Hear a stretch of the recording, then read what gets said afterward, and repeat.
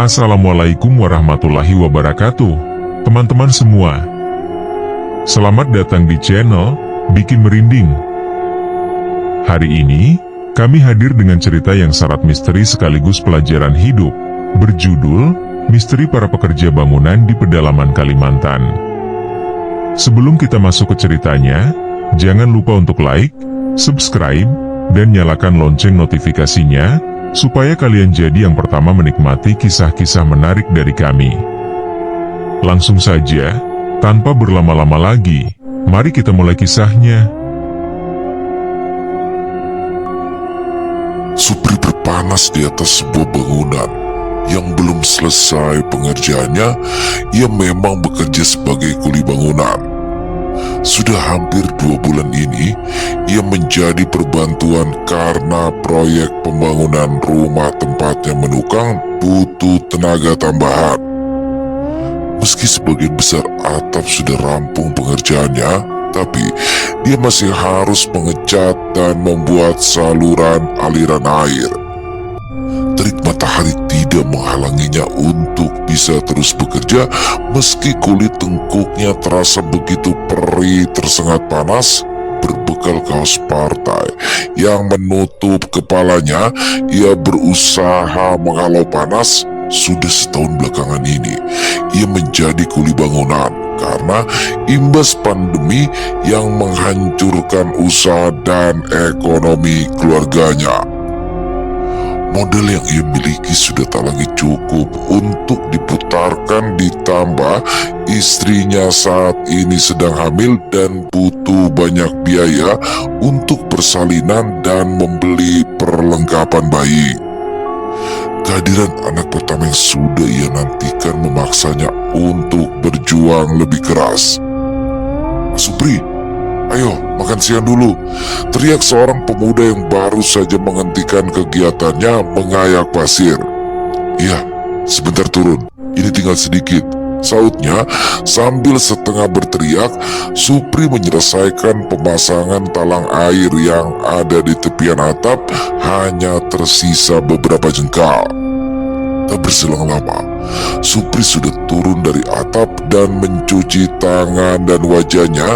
Ia menyusul kawan yang lain untuk makan siang. Meski sudah sering melihat, ia tetap heran dengan porsi makan kawan-kawan yang super banyak.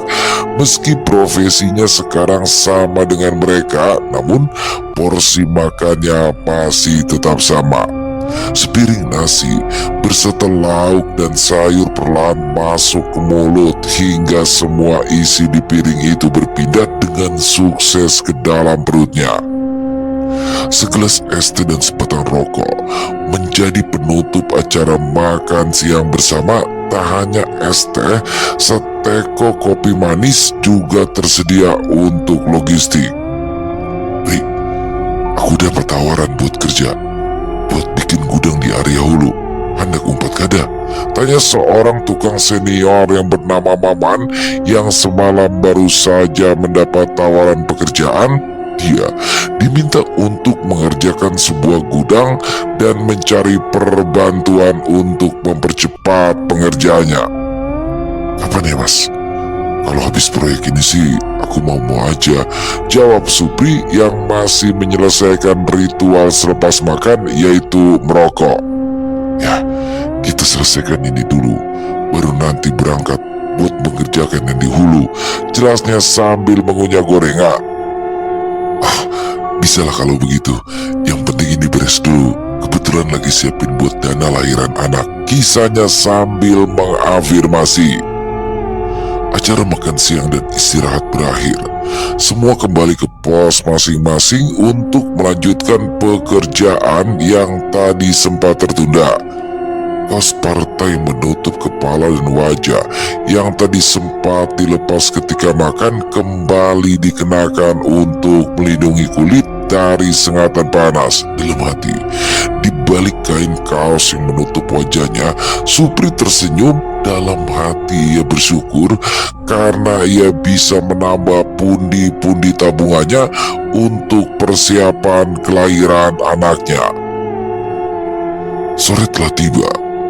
Para pekerja membubarkan diri untuk pulang ke rumah masing-masing. Hanya mereka yang berasal dari tempat jauh saja yang bertahan di bilik sementara yang biasa dibangun saat pembangunan. Bilik yang nantinya dibongkar setelah proses pembangunan selesai sesuai dengan target. Tak terkecuali Supri, dia pulang untuk beristirahat dan mengabari istrinya bahwa ia sudah mendapatkan proyek baru selepas pembangunan rumah itu. Dia tak sabar, senyum terbubuh di wajahnya yang hitam terbakar matahari. "Assalamualaikum," serunya sambil melepas sepatu yang sedari pagi membalut kakinya hingga baunya tak karuan. "Waalaikumsalam," sautan dari arah dapur terdengar kala Supri membuka pintu. Istri tersayangnya tengah sibuk memasak dan mempersiapkan makan malam untuk nantinya dinikmati berdua. Supri melepas pakaiannya, menyambar handuk dan langsung menuju kamar mandi untuk membersihkan tubuh yang sudah tentu dipenuhi kotoran. Debu dan kotoran yang menempel sudah tentu harus dibersihkan bahkan sebelum melakukan kontak dengan sang istri. Meski keduanya berada di kondisi ekonomi pas-pasan, namun Supri sangat menjaga kesehatan istrinya, ditambah lagi karena sang istri yang sedang hamil anak pertama mereka, anak yang sudah ia nantikan 3 tahun lamanya. "Mas, habis mandi langsung bantuin bersihin kamar ya," pintanya sambil menempelkan tubuhnya ke pintu kamar mandi yang tertutup. "Iya, nanti aku yang bersihin kamar ya," jawabnya di sela suara guyuran air. Suara air menghantam lantai kamar mandi terdengar jelas dari dapur. Rumah yang sederhana dan berukuran tak terlalu besar membuat suara kegiatan di kamar mandi terdengar dengan jelas hingga ke telinga Ani yang tengah memasak. "Ah, segarnya," ucap Supri yang keluar dari kamar mandi sambil melilitkan handuk untuk menutupi tubuh. Ia langsung menuju kamar untuk berganti pakaian dan melakukan apa yang dipinta oleh istrinya. Kamar berukuran 3 kali 4 meter itu tidak memiliki banyak perabot, hanya kasur, lemari pakaian yang mereka gunakan berdua, sebuah meja rias sederhana lengkap dengan kosmetik seadanya. Selesai berpakaian dan membersihkan beberapa bagian kamar yang kotor, Supri keluar dan menunggu sang istri yang tengah menyiapkan makanan di ruang tamu sembari menonton televisi yang menyiarkan tayangan berita. Memang, kehidupannya sempat berada di taraf yang sangat baik, namun kini ia harus kembali berjuang setelah usahanya hancur karena pandemi. Namun ia tidak menyerah. Mereka tetap bersama dan membangun kembali puing demi puing. Supri berharap pekerjaan selanjutnya akan menghasilkan lebih sehingga ia bisa kembali menambah modal untuk kembali berjualan. "Mas, tunggu sebentar ya. Sayur masih belum matang. Sebentar lagi siap kok," ujar Ani yang berjalan sembari membawa 2 piring nasi. "Iya, tidak apa-apa. Ini masih istirahat kok," jawabnya lembut sembari memandang wajah istrinya. Selang 5 menit kemudian, Ani kembali sambil membawa sayur dalam panci kecil. Keduanya makan berdua dengan lahap meski dengan lauk seadanya. Obrolan perihal tawaran kerja tadi dibicarakan pada sang istri.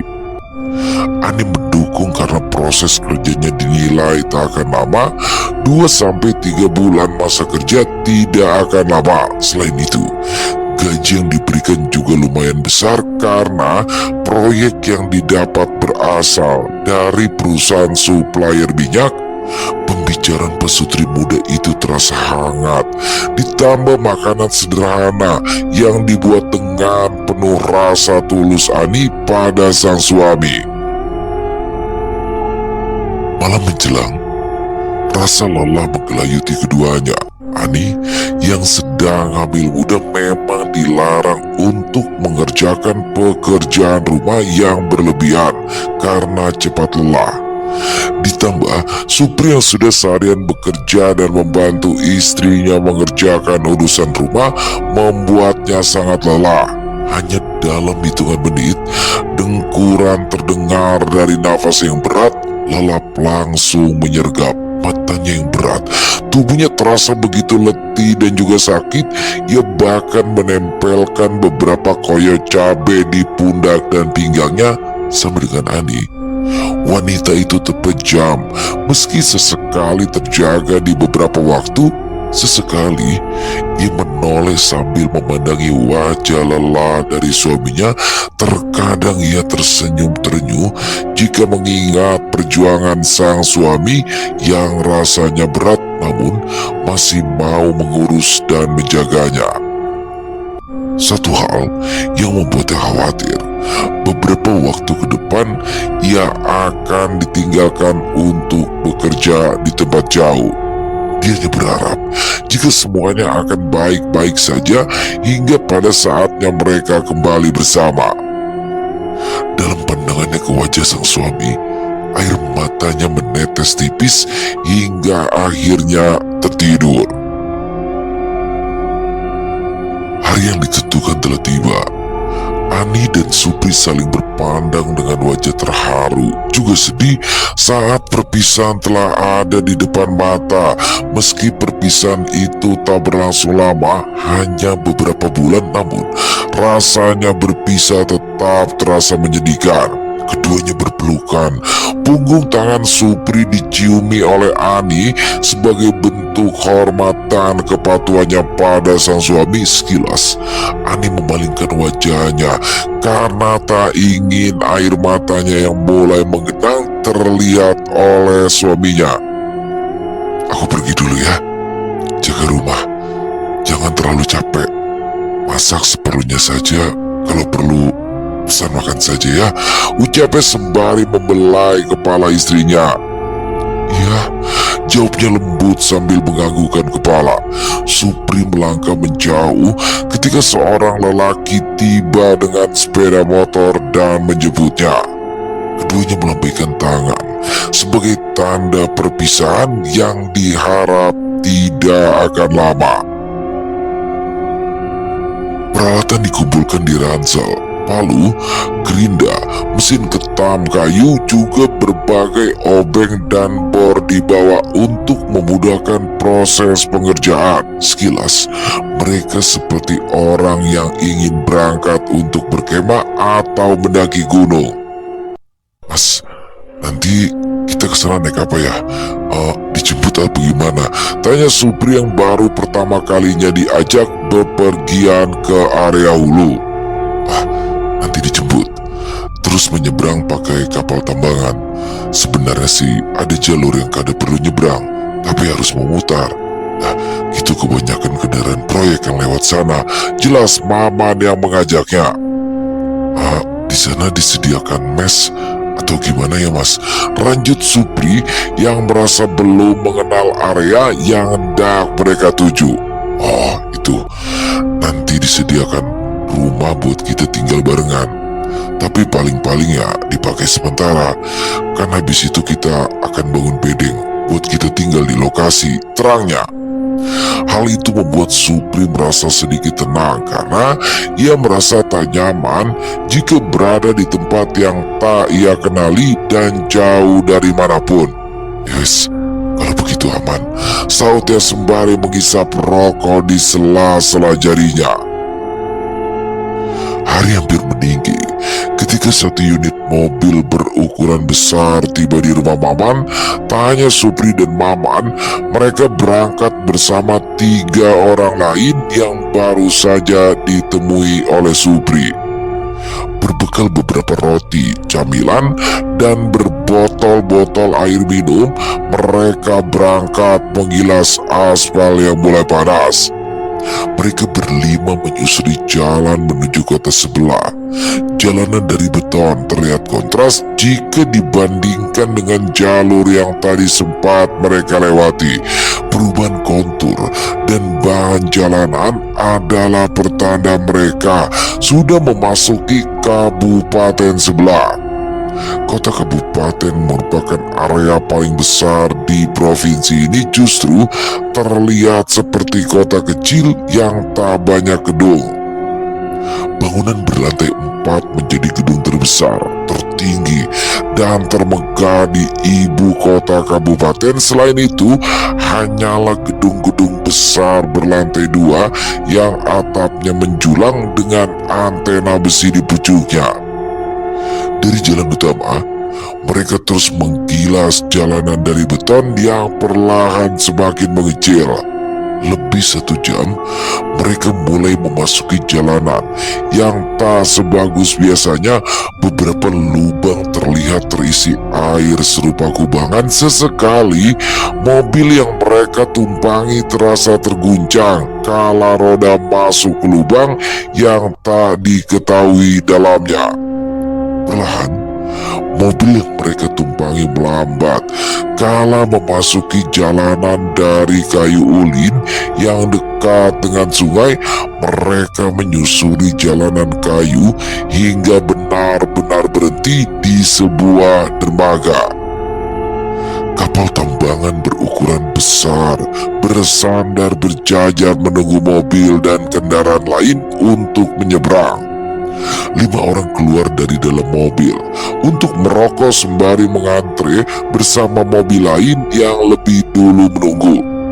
"Ayo, sudah waktunya kita naik," ajak sang sopir yang melemparkan rokoknya ke air lalu bergegas kembali memasuki mobil.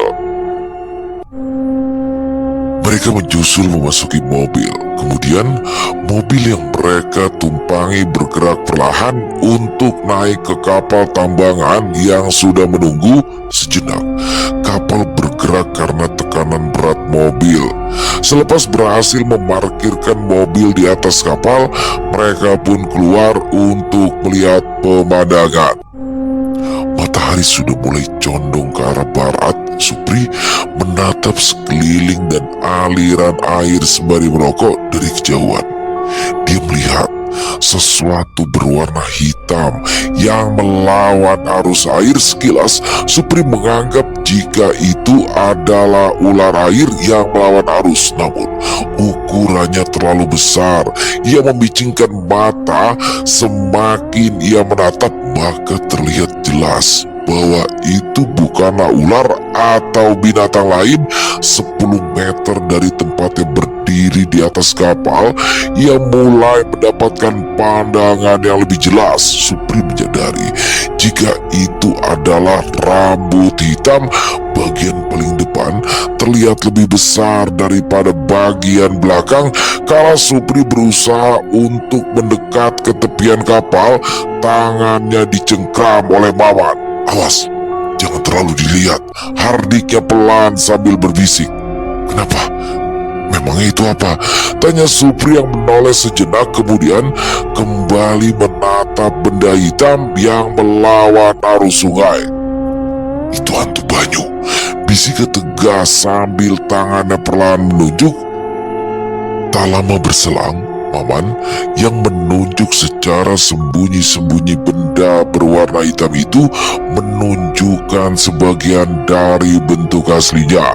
Sebuah kepala terlihat menonjol dari permukaan air, menampakkan diri hingga sebatas mata. Mata yang hitam keseluruhan terlihat kontras dengan kulit dahi yang berwarna kebiruan samar karena tertutup helai rambut yang terurai. Supri sejenak tercekat dan mundur beberapa langkah hingga sosok itu langsung menenggelamkan diri dan menghilang dari permukaan.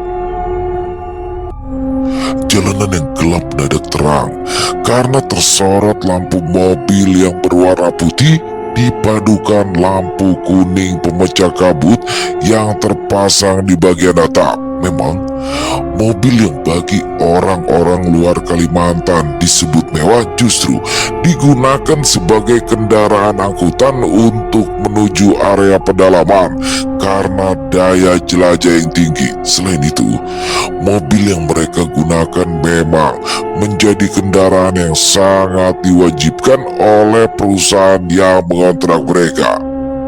Dari dalam kabin yang gelap, mereka semua tetap terjaga meski diserang rasa lelah.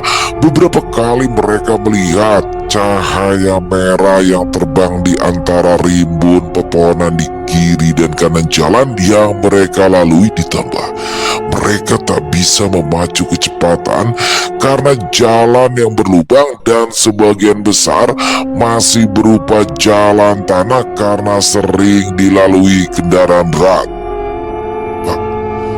Kenapa kita kada lewat jalan darat? Tanya Supri pada sang sopir. Bisa, tapi bakal makan waktu sampai 3 hari. Bahkan lebih kalau misalnya hujan. Kalau cuaca cerah, minimal 2 hari perjalanan. Mau memangnya di jalan selama itu, Tanya sang sopir pada Supri yang terlihat heran. Ya kada mau pak, kelawasan di jalan malah nambah uyuh, jawabnya kemudian memalingkan pandangan ke arah jalanan yang disorot oleh lampu. Dalam hatinya, Supri menyimpan pertanyaan. Banyak hal yang tadi sempat berkelebat dan nampak kala ia menatap depan jalan yang gelap. Dia yakin yang ia lihat berkelebat tentu bukanlah binatang malam. Tak ada kunang-kunang yang menyala seterang dan sebesar itu. Cahaya merah yang sempat terlihat, ia perkirakan sebesar kepalan tangannya. Lantas, kunang-kunang macam apa yang pantatnya mengeluarkan cahaya sebesar itu? Supri berdoa pelan tanpa suara. Sambil saling meremas jemarinya sendiri, dia faham sekarang sedang berada di tempat yang sama sekali tidak ia kenal. Bagaimanapun, ia harus menjaga diri dan perilakunya juga tidak bertindak dan bertanya sembarangan. Bisa jadi, apa yang ia takutkan, apa yang ia pernah dengar sedang berada di sekitarnya. Dari remaja, dia memang kerap mendengar cerita-cerita lokal yang konon katanya masih tetap ada di area-area tertentu. Dari bekal-bekal cerita yang pernah ia dengar itu, ia membentengi diri agar tidak gegabah kala mendengar atau melihat sesuatu. Supri sempat terpaku kala melihat area yang terang. Di area yang jauh dari manapun, mobil-mobil terparkir di lapangan tanah beserta dengan kendaraan berat. Ia tak menyangka di tengah tempat antah berantah itu dia bisa menemukan begitu banyak orang yang sedang sibuk dengan diri mereka masing-masing. Dia juga bisa melihat ada beberapa rumah-rumah yang digunakan sebagai mes karyawan. Nah, kita sudah sampai, ucap sang sopir yang memarkirkan mobilnya di sebelah mobil-mobil lain. Alhamdulillah, ucap 4 orang lain yang merupakan penumpang. Semuanya turun dan membuka bagasi. Tas-tas berisi alat pertukangan diturunkan dan dibawa ke sebuah rumah yang ditunjuk. Rumah tapak dari kayu yang nantinya akan mereka gunakan sebagai mes sebelum memulai proyek yang akan mereka kerjakan. Kamar mandi merupakan tempat pertama yang langsung mereka tuju. Mereka langsung mencuci kaki, buang air secara bergantian, tak ketinggalan mandi, agar tubuh mereka yang lelah bisa terasa segar. Satu dirasa tak nyaman adalah air yang mereka gunakan untuk mandi adalah air tanah yang sedikit berbau dan agak keruh. Supri dan Maman yakin ini hanyalah karena mereka baru tiba dan belum beradaptasi dengan kondisi yang mereka temui. Pada akhirnya, mereka akan terbiasa dengan keadaan yang ada di sekitar mereka. Makanan diantarkan saat mereka sedang mengantre mandi. Meski sudah lewat jam makan malam, keempatnya makan dengan lahap karena rasa lapar yang sudah mereka tahan karena tak sempat makan di perjalanan. Mereka hanya makan roti dan juga bekal yang sudah mereka beli sebelum berangkat. Untuk sebagian, mereka menganggap sudah memulai petualangan baru di tempat yang baru, namun mereka tak sadar bahwasanya petualangan yang sebenarnya bahkan belum dimulai sama sekali, terutama untuk Supri dan Maman. Pagi menyingsing, suara alat berat sudah terdengar menggelegar saat kendaraan beroda besar itu mulai berangkat menuju lokasi tempat penggalian. Ya, mereka dikontrak oleh salah satu perusahaan tambang. Namun, yang akan mereka kerjakan ini tidak ada hubungan langsung dengan pertambangan. Mereka diminta untuk membangun sebuah gudang bahan bakar yang letaknya tak jauh dari lokasi penggalian. Sudah tentu, lokasi itu tidak berada dekat dari tempat mereka tinggal, dan oleh karena itu, mereka nantinya akan membangun rumah kecil untuk beristirahat hingga dijemput saat sore hari. "Mari mas, sarapan dulu," ajak seorang berbadan tegap yang menjadi pengawas di tempat itu. Mereka berempat sarapan bersama pekerja yang lain. Maman, Supri makan dengan lahap. Supri yang tadinya tak banyak berbicara dengan dua orang lain akhirnya mulai berkenalan dengan mereka. Dua orang pria muda berusia awal 20-an yang bernama Jami dan Sigit. Keduanya masih sanak keluarga dari Maman yang baru tiba dari Tasikmalaya. Semenjak lulus sekolah, mereka sering diminta untuk pembangunan rumah dan berbagai bangunan di tempat asal mereka. Sebagai anak muda, mereka tergolong cekatan dan cepat mengerti. Itu pula yang membuat Supri sedikit segan pada mereka. Hanya saja, bagaimanapun mereka tetap harus diajari dan diberitahu tentang budaya setempat. Terlebih, mereka hanya tahu bahwa Kalimantan adalah tanah yang penuh dengan mistisme, tidak sepenuhnya benar, namun juga tidak sepenuhnya salah. Mereka tetap harus diberitahukan soal pantangan dan larangan karena seringkali apa yang dilarang adalah hal-hal sederhana dan cenderung sepele. Sebuah mobil berwarna putih dengan kode nomor di kiri dan kanan bodinya. Keempatnya memasuki mobil double cabin dengan bak terbuka di belakang. Jalanan aspal yang tak lagi hitam tertutupi noda tanah dari mobil dan alat berat yang sering melintas. Keadaan berbanding terbalik jika dibandingkan saat malam mereka tiba. Sejauh mata memandang, mereka bisa melihat pepohonan rindang. Sesekali ada bagian hutan yang hilang dan berganti jalur-jalur untuk memasuki tambang. Setengah jam kemudian, mereka pun berbelok menuju lokasi yang akan dibangun gudang.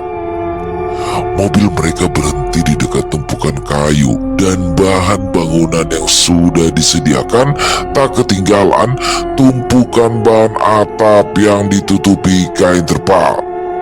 "Sudah sampai?" "Itu bahan-bahannya," tunjuk seorang petugas yang mengantar. "Siapa?" jawab Maman yang memimpin proyek.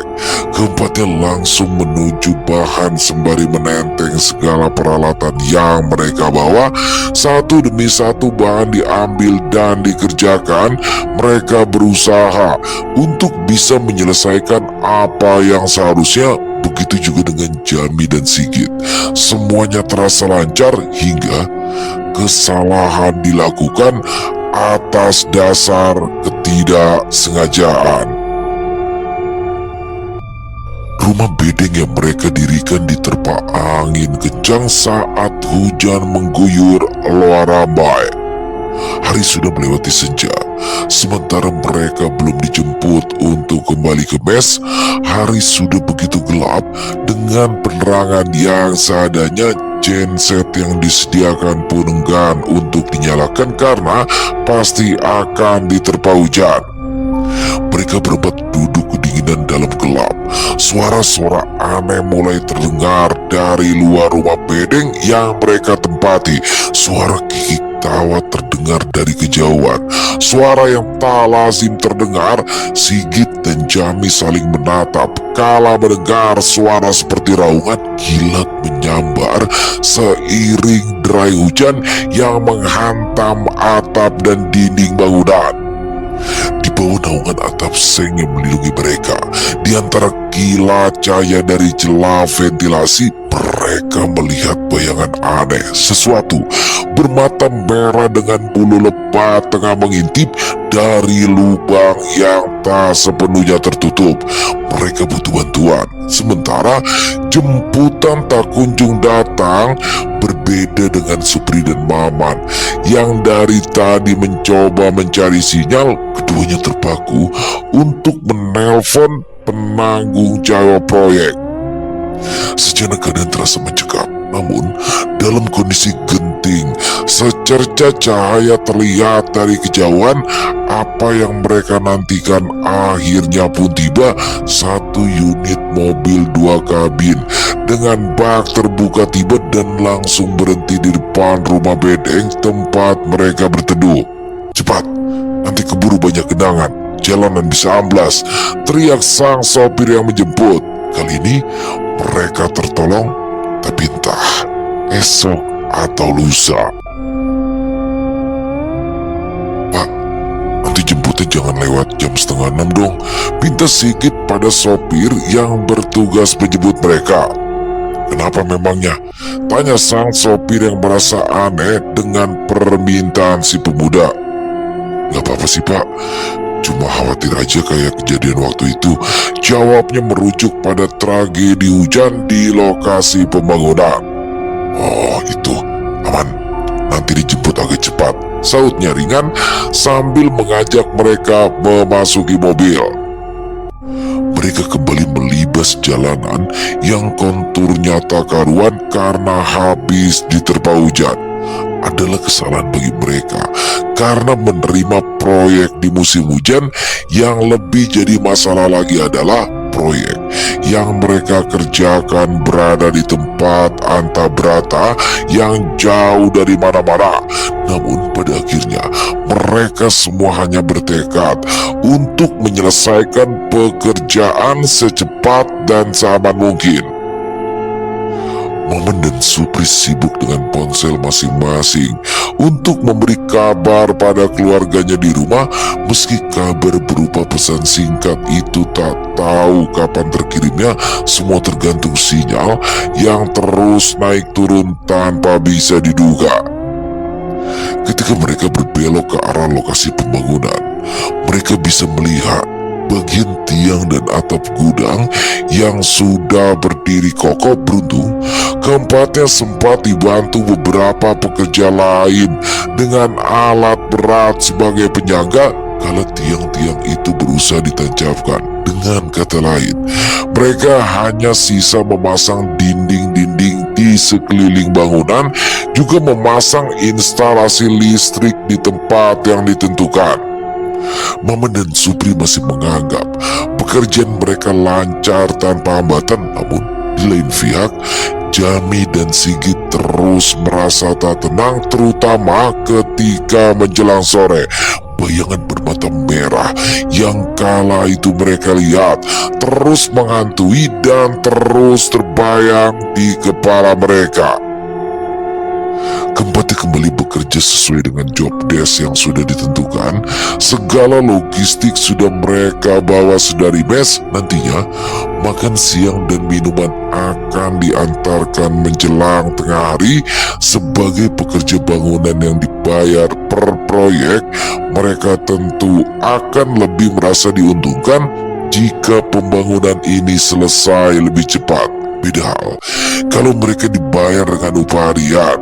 Dan hal itu pula lah yang membuat Jami dan Sigit bekerja begitu giat agar semuanya tetap berjalan sesuai rencana, bahkan lebih cepat dari tenggat waktu yang ditentukan.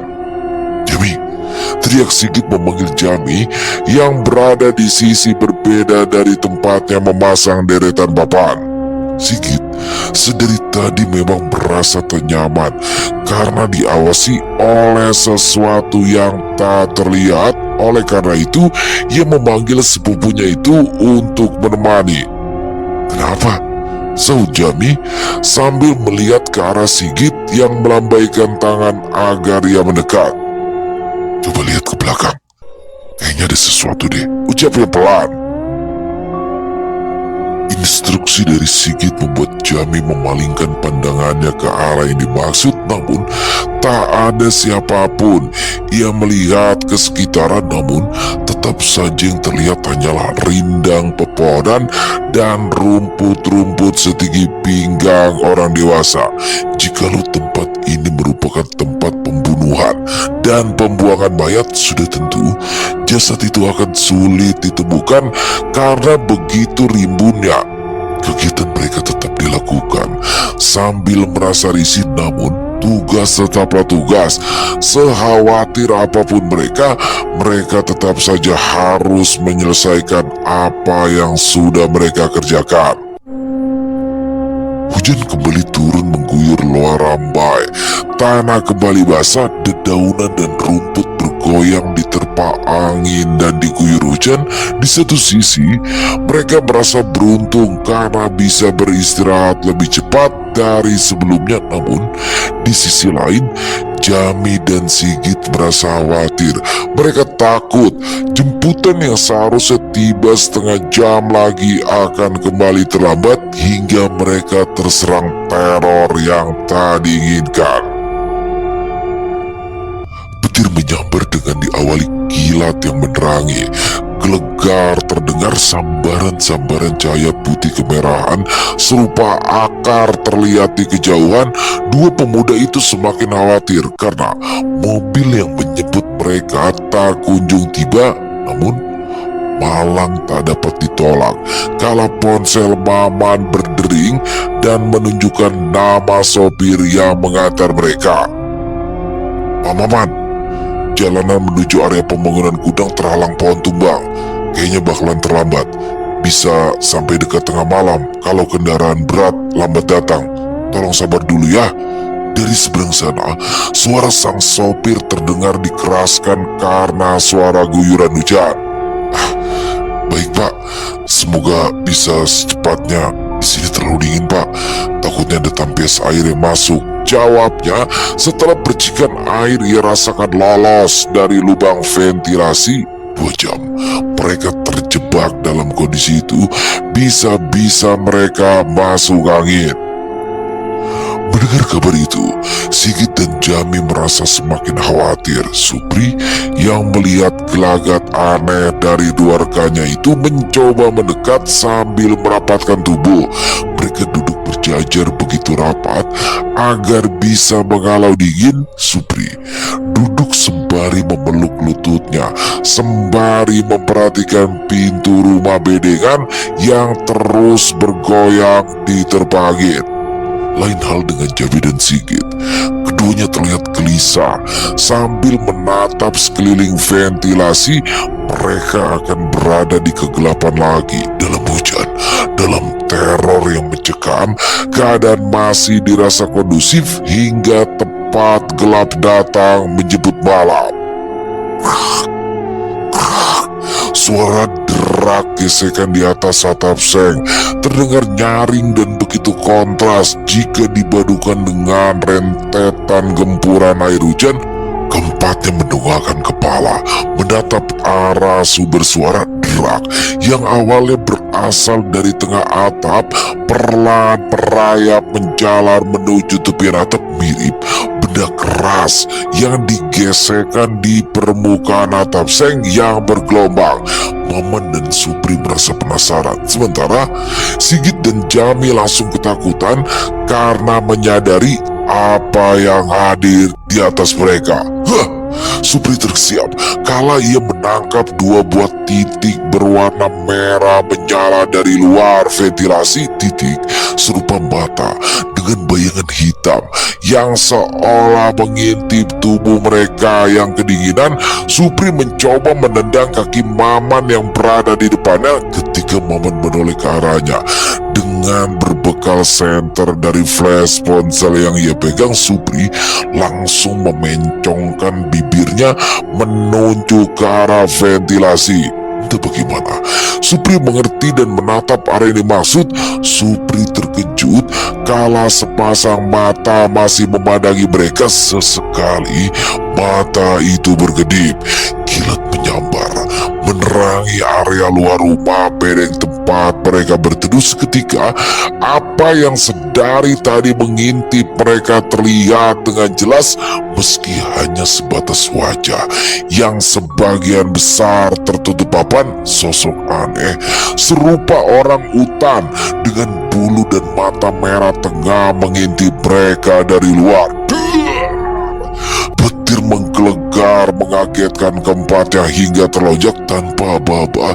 Mereka semua merapatkan tubuh sembari terus berdoa. Untuk sebagian orang mungkin sudah pernah mendengar bahkan berpengalaman dengan sosok genderuwo yang melegenda. Tapi ini bukanlah genderuwo yang biasa menjadi buah bibir. Ini adalah sesuatu yang lebih berbahaya daripada sosok genderuwo mesum penggoda wanita. Satu spesies lelembut yang tak pernah mereka mengerti akan eksistensinya. Duduk. Dinding digedor dengan kerasnya. Belum ada tanda-tanda mobil jemputan akan tiba. Sudah tentu suara yang terdengar itu berasal dari makhluk yang tidak mereka kenal namanya. Sambil mengintip, makhluk itu memiringkan kepala sembari memasukkan satu tangannya melewati lubang ventilasi yang menganga. Tangan panjang dengan cakar berwarna hitam terlihat jelas menggaruk dan mencakar kayu bagian dalam. Bulu merah gelap terlihat jelas kala sinar ponsel itu diarahkan. Ya, itu bukan orang utan, bukan genderuwo, itu adalah Mariaban. Supri tak pernah melihat hal aneh yang nampak di hadapan mereka pun dengan ketiga rekannya. Baginya ini adalah saat paling mencekam yang pernah ia rasa. Di satu sisi ia takut jika makhluk itu masuk lalu akan membunuh mereka, namun di sisi lain dia khawatir akan dikejar saat membuka pintu dan mencoba berlari menjauh. Nyawa mereka berada di ujung tanduk. Mereka berempat masih mengira jika itu hanyalah binatang liar yang tak pernah teridentifikasi sebelumnya. Namun sesungguhnya yang hadir di hadapan mereka lebih dari itu. Gimana ini Pak Maman? Tanya Supri pada Maman yang bingung. Kalau lari berani, tanya Maman pada ketiga rekannya itu. Ayo, saut Sigit dan Jami. Bagi mereka, berlari jauh lebih baik daripada harus menunggu dan mati ketakutan. Makhluk yang ada di hadapan mereka bisa saja masuk lalu membunuh mereka semua. Jikalau ada cara untuk meloloskan diri, maka lari adalah jawabannya. Siap ya, Maman memasang aba-aba. Mereka berhitung tanpa suara. Kala Maman memegangi pintu dan siap membuka, brak! Keempatnya langsung berlari di bawah guyuran hujan secepat kaki mampu melangkah. Sigit yang sedikit terseok kala kakinya menginjak gundukan tanah bekas roda dan hampir terjatuh. Beruntung ia masih bisa menyeimbangkan tubuh. Mereka berbelok ke arah kanan menuju jalur utama arah mereka datang. Dari kejauhan sosok itu masih terus mengikuti mereka lewat rindang-rindang pohon. Hanya saja mereka tahu kalau dahan-dahan itu sama sekali tak bergoyang, layaknya dahan yang dijadikan tumpuan. Serak. Sigit mencoba menoleh ke arah sumber suara. Suara yang terdengar dari rerumputan tak jauh dari tempatnya berlari. Suara derak-derak itu terdengar terus mengikuti. Ia berusaha menyusul Supri, Maman, dan Jami yang tak mengapa menjadi lebih cepat darinya. Ketakutan yang teramat sangat benar-benar menaikkan level adrenalin mereka hingga ke puncak. Namun sial, tak pernah tertera dalam penanggalan apapun. Sigit yang terpaku dengan rak suara yang mengejar mereka menjadi tak awas dengan langkah. Dengan jarak pandang yang terbatas, meski mata mereka sudah beradaptasi dengan minima cahaya, namun sambaran kilat bisa membutakan mata mereka dalam sekejap. Tolong! Sigit berteriak kencang kala sebuah tangan dengan kuku panjang dan tajam mencengkram kakinya hingga terluka. Ia yang tersungkur kemudian menghilang dari pandangan mata.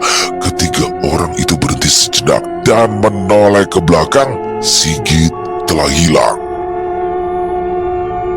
Di satu sisi, Supri, Maman, dan Jami ingin kembali berbalik dan mencari Sigit.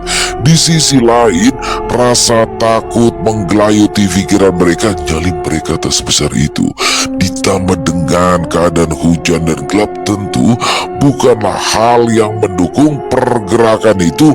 Mereka berteriak-teriak sembari terus berlari meminta tolong hingga di sebuah tikungan cahaya terang terlihat berikut beberapa orang dan satu alat berat yang tengah menyingkirkan pohon yang tumbang. Tolong, Sigit hilang, tolong, ucap Maman yang terengah sembari menjatuhkan tubuhnya di tepi jalan yang dekat dengan satu gundukan. Maksudnya apa? Tanya sang sopir yang merasa bingung karena pekerjaannya hanya tersisa 3 orang. Ketiganya membisu karena tak mampu menjelaskan kejadian yang terasa begitu cepat. Supri hanya bisa menunjuk-nunjuk ke arah asal mereka berlari. Sebisanya mereka ingin cepat mendapat bantuan. Nyatanya butuh lebih dari 30 menit hingga pohon tumbang itu benar-benar bisa disingkirkan. Proyek pembangunan pun terpaksa dihentikan. Beberapa pekerja yang seharusnya menuju lokasi pertambangan diminta membantu pencarian tak ketinggalan.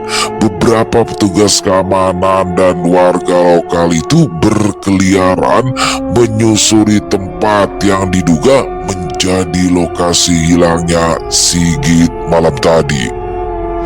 Dupa dibakar, berikut wewangian, mantra berbahasa yang tadi mengerti Supri, Maman, dan Jami dilantunkan rasanya begitu merdu dan magis dalam waktu bersamaan. Ini sulit. Dia ditangkap makhluk yang jahat, ucap seorang penduduk lokal yang mengerti dengan dunia sebelah. Maksudnya? Tanya Maman. Ini, ucapnya singkat sembari mengambil beberapa helai bulu berwarna merah gelap yang tergeletak di antara rerumputan. Teman kalian ditangkap Mariaban, lanjutnya tanpa menjelaskan apa yang dimaksudkan. Lalu bagaimana, Pak? Tanya Maman lagi yang merasa takut sekaligus gundah. Nasibnya terlalu buruk untuk disebut. Ikhlaskan, pada waktunya nanti dia bakal ditemukan, jawabnya dengan bahasa Indonesia yang kaku dan teramat dipaksakan. Kesedihan menaungi ketiganya. Proyek yang seharusnya bisa berjalan dengan lancar dan segera rampung itu terpaksa harus ditinggalkan. Meski mereka semua tetap dibayar sesuai perjanjian, namun semua itu harus ditebus dengan rasa kehilangan. Sudah, balik aja dulu, kena dikabari Mun Sigit ketemu. Sudah, Kalian pulang saja dulu, nanti akan dikabari kalau Sigit sudah ketemu, ucap pimpinan proyek yang menyewa jasa mereka. Meski berat, pada akhirnya mereka pun dipulangkan dengan uang di tangan, juga rasa kehilangan. Proyek yang sudah sisa beberapa bagian pada akhirnya dilanjutkan para pekerja secara bergantian. Bagi Maman, rasanya begitu getir karena keponakan yang harusnya menjadi tanggung jawabnya justru menghilang tak tahu rimbanya. Takdir sudah dituliskan, tugasnya kini hanya menerima suratan. Supri sudah kembali bersama istri yang menunggunya sekian lama. Rumah terasa begitu hangat kala kedatangannya disambut dengan makanan enak dan senyum dari dia yang tercinta. Ia bahkan merasa rumahnya yang kecil seperti istana berbeda jauh dengan keadaan Supri. Maman dan Jami justru dirundung duka. 4 hari setelah kepulangan mereka, kabar buruk pun sampai di telinga Sigit. Ditemukan tak bernyawa dengan beberapa luka cakaran di perut dan juga leher. Beberapa kecil bagian lengannya juga hilang karena gigitan yang entah apa. Dari identifikasi, kematian Sigit disebabkan oleh binatang buas, namun tidak menurut warga sekitar, juga Jami dan Maman. Sigit hilang dan tewas bukanlah karena binatang, namun karena makhluk aneh yang lebih buas dari makhluk sejenis yang mereka kenal, Mariaban. Bukanlah genderuwo yang sering dikisahkan. Jenazah Sigit diantarkan dengan ambulans dan dikawal beberapa polisi dan mobil perusahaan yang menyewa jasa mereka. Tangis pecah kala tubuh tanpa nyawa itu dikebumikan dengan beberapa bagian yang tak lagi ada di tempatnya. Bukan menyelimuti keluarga Maman dan Jami, juga Supri yang menjadi saksi. Meski begitu, pada akhirnya hidup harus mereka kembali arungi. Namun satu hal yang pasti, ketiganya tak mau lagi menginjakan kaki di Loa Rambai. Kisah tadi sungguh mengingatkan kita bahwa setiap tindakan memiliki konsekuensinya. Semoga cerita ini bisa menjadi pelajaran dan refleksi bagi kita semua. Buat kalian yang baru bergabung, jangan lupa untuk like, tinggalkan komen, bagikan video ini ke teman-teman kalian, dan tentu saja subscribe channel Bikin Merinding. Jangan lupa aktifkan lonceng notifikasi, supaya kalian tidak melewatkan cerita-cerita menarik lainnya dari kami. Terima kasih sudah menonton hingga akhir. Sampai jumpa di kisah berikutnya. Wassalamualaikum warahmatullahi wabarakatuh.